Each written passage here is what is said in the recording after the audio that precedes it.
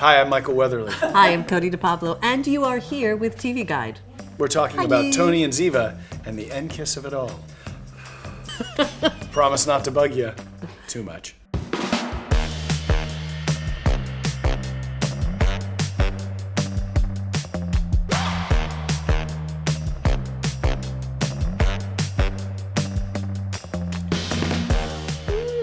Like we never left, actually. There are striking similarities, but then some of it feels like, you know, when you go back to the 15-year class reunion and you're like, they're losing their hair.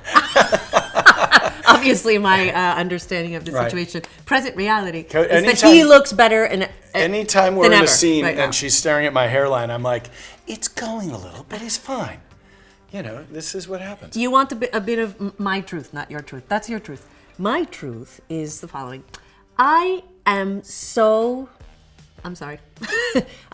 grateful because first of all, emotional. No, I'm not going to get emotional, but who gets the chance to work with their very, very good friend on something that they really, truly care about, that they've been, by the way, conjuring up for years and years and years. Throughout the pandemic, we talked about it. Frasier. Teacher. Frasier. Oh my God, They get to Frasier. him. Yeah. They get to do So, that. But not many people get to come back No. and revisit a couple of characters that... in a relationship, and a dynamic, and how that evolves. And the gift from NCIS that we got from the mothership, as she is now referred to. Although when she was just a spinoff of Jag, it was a different nickname. But I'm not going to use that nickname. No. The great gift we got was how we left, because it really set the table for where John McNamara and his talented crew of merry writers have placed us. And that table set includes our daughter Tali, who is now 11 turning 12, and a European setting, and a lot of mystery and intrigue and drama and romance and... Yes, and romance and romance.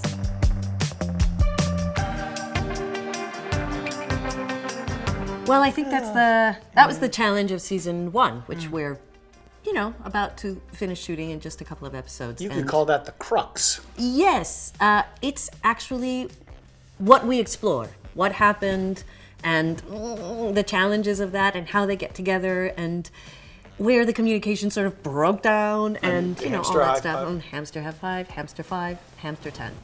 Hi, you.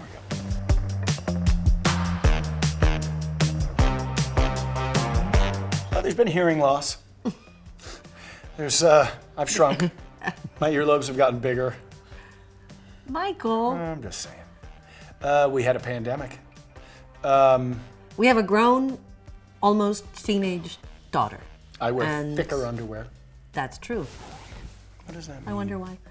And I think... We're much more serious, and I think. At times we're not. That could happen. Have we changed at all? I think we have. In what ways? I think in the best of ways. Very generic, and I like it. You've always liked me in the generic way. I don't even know what that means. I don't even know what that means Let's either. unpack that. Therapy. God.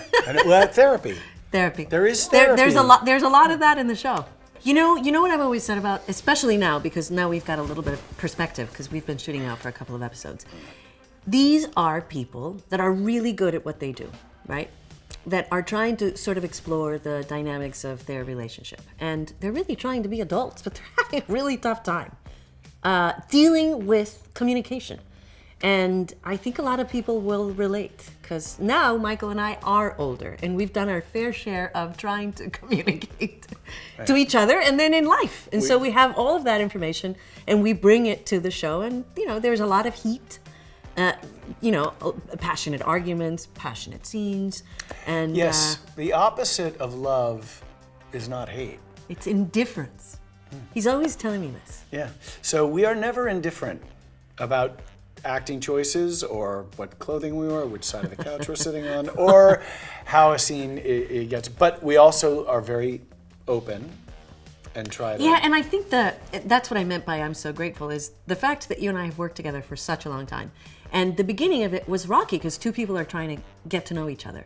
you know? And now I step back and I go, when before I would have reacted to his process and I would have said like, you know, now I sit back and I go, no. It's genius. Something brilliant is about to happen. Just allow it. Just allow it. Just allow it. And so I sit back and I kind of watch him and I go, It's the choice I would have made. Really not a choice anyone should make, but it's his choice. But it's And his I'm gonna choice. And allow I love that to be it the because I choice. love him. And that's okay. I also feel like the way that this has unfolded, and again, it's kind of this is a show about trust at its core. Yes. And Cote and I have had to Season 1, exploration of trust. Exploration of trust. And we've had to trust many aspects of this. The characters are exploring this theme, but I think for me, it was about coming back in and trusting a new country to shoot in, a new presence of the two of us with having a daughter and without the Naval Criminal Investigative Service as a framework for the show. So the framework for the show is more emotional, and you know, we still have intrigue Adventure and right. you know, all the things that we like to do. Right, but we're not taking DNA evidence down to the mass spectrometer so that it can be analyzed and then brought to autopsy where someone can give a long oration about Right. Put it up on the plasma. So it doesn't live in the formula in which it lived before. And that was one of the things that we talked about many years ago with David Staff, who believed in this from day one. I just noticed your eyeshadow matches your shirt. It's very, Yes, very yes, nice. yes. Well done, everybody. Everybody was David Staff, you were mentioning. David Staff, you know, he great believed protector. in this. He believed in this, and I think what we really were interested in is in the characters, not so much, you know, like the character sort of forever living within the confine of an agency. And so we wanted to put these characters and explore the relationship, and so now that has been beautifully built by John and his team of writers, and I think we've been given this incredible opportunity to, you know, explore it in the way we wanted to. It's the NCIS verse, you see. Well, the most important thing is that Michael will say that he's very, very successful. I'm very successful. Yes, he is. Tony DiNozzo left NCIS, started Security Mondiale, and became very successful. He points it out all the time. He's like, look at this apartment I have. It's incredible. It's I mean, it's in incredible. Do you know Paris. what It's this would gotta cost be, in the 7th yeah. arrondissement?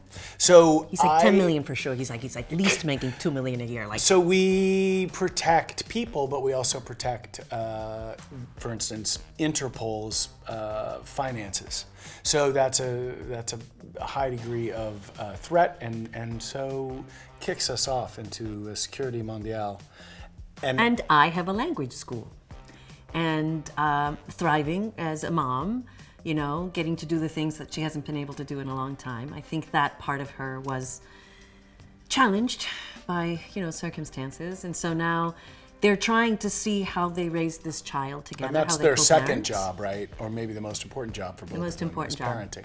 Co-parenting while not being, well, Don't give it away. not giving it away. While trying to make it work and still perhaps having loads of feelings that are not to be discussed. And so that's another, you know, little you throw into the We bucket of discuss it a little complications. bit, but usually you're fixing an engine or something while we're Exactly. discussing our In feelings. true NCIS original fashion.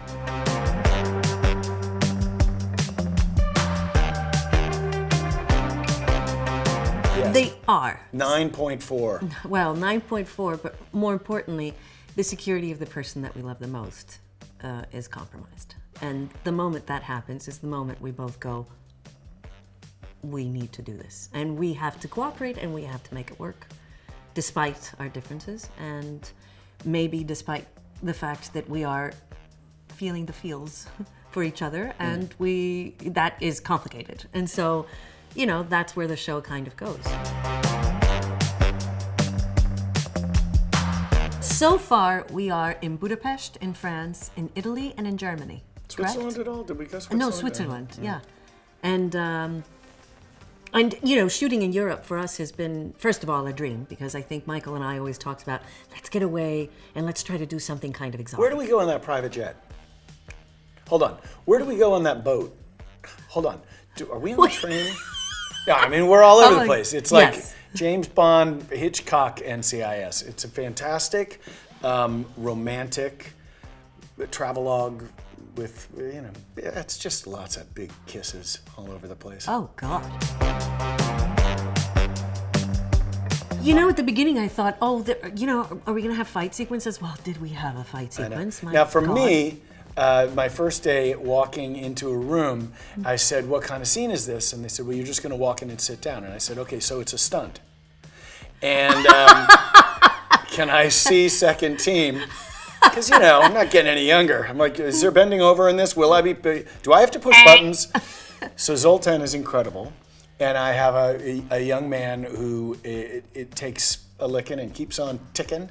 And he just runs all over the place. Makes him look so good. Jumps over cars, wears a tuxedo, shoots guns, gets shot. I mean, this guy can do it all.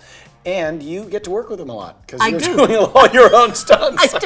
I'm still doing a lot of them. He should really be sitting here. No. You did a love scene with him? Or No, that was fully you. That was me. We told him that. It's okay. It's okay. Anyway.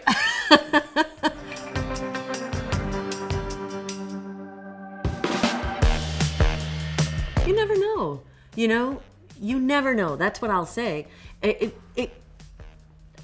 It's funny because I remember having these conversations, and we came up with all these names for the show because we thought, well, it's not a part of the agency, therefore we can't, we have to differentiate ourselves, or at least, make a point to.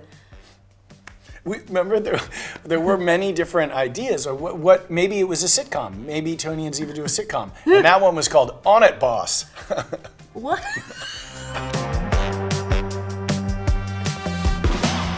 Well, no, it was always Tony and Ziva. So and look, it's Tony funny because and Ziva this is the has been Ziva, asked a lot. But Zoni would be the Ziva and Tony. I would have gone with Zoni. No, it had to be Tony and Ziva, and I'll explain why. I came onto the show, the original Mothership, on season 3. So Tony was there before, and so for me, it's always been Tony and Ziva. Like, it's it just sounds weird, and it also it is alphabetical. I mean, that's where I was going. And also, it's never been Ziva and Tony. For some reason, it doesn't ring, for me. And to tell you the truth, it's never been a thing for me. It's always been like, no, it's Tony and Ziva. No, it's Tony and Ziva. Is there an ostrich somewhere in the outback that is pulling their head out of the sand going, what is it? Star Trek and NCIS, what are these things? I think it's a standalone, But I think, it's funny because we wanted to make our fans happy. The reason why we did the show from the beginning, or why we thought about going back, was because everywhere we went, everywhere we traveled, certainly not together because we were living, miles apart. But we would always get on the phone, especially during the pandemic. We talked a lot. And one of the main things we talked about was like, do you feel the love from people? And it was like, oh my gosh. And we shared so many stories about these incredible, moments that we've had with fans. So when this finally came around, it was like, it was an ode to the fandom, So we wanted to make the fans really happy. And for them, there was nothing to explain. I mean, for them, it was, these characters that they've loved for a long time and that they are always asking about, like, whatever happened? Did they ever get back together? But, so we said, well, we need to give them some sort of conclusion. We need to give them something, yeah. And we got to do, for Spotify, which was a real treat, this kind of look back over season 3, yes, which was the first season of the Tony and Ziva dynamic. And also Michael and Cote getting to know each other, which was, it was the beginning of a friendship. Right. And I think that podcast... Complicated one. But that podcast gave us the ability to look at it from a distance. What do they call it? Spooky something at a distance? Some quantum physics things. But I know that we both were rewatching episodes, talking to people from the past, and so it gave us the ability to come back to the show with a kind of nostalgia, but a curiosity. And I think that really helped getting, day one. Well, we got really excited. I think that's what we discovered. Yeah. Like, we'd come together, we'd look at the shows, and we were genuinely, like, I hadn't seen season 3 shows in a long time. Like, every once in a while you turn on the TV and you're like, oh, I remember that. Oh, yeah. But now we had to watch them and then we had to talk about them.